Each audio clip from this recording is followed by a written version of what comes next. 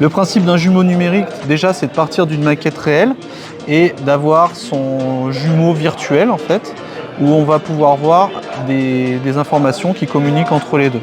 En gros, la partie réelle va être un miroir du virtuel et inversement. Le virtuel sera un miroir du réel. L'avantage du jumeau numérique, c'est qu'on va pouvoir faire de la maintenance prédictive en fait en entreprise. Ça va être utilisé pour ça essentiellement. L'autre avantage, c'est aussi de faire comprendre à l'élève que les données qu'on va trouver sur un système, c'est finalement le nerf de la guerre, c'est le plus important. C'est récupérer ces données pour pouvoir après en faire quelque chose, essayer Prédire une panne.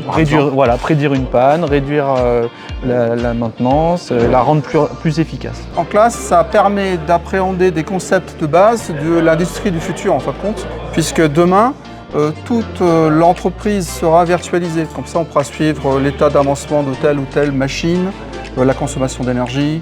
Et l'avantage aussi d'un système comme ça, d'une maquette réelle et d'une maquette virtuelle, c'est que l'élève il est à la fois confronté à quelque chose de physique, de réel, qu'il va pouvoir toucher, il va pouvoir mesurer des grandeurs physiques directement sur la maquette, et il va aussi travailler sur le modèle virtuel.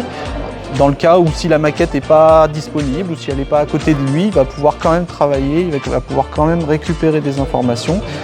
Tout ça avec des codes que les élèves connaissent en fait, parce que c'est l'utilisation de modèles 3D, de choses qui...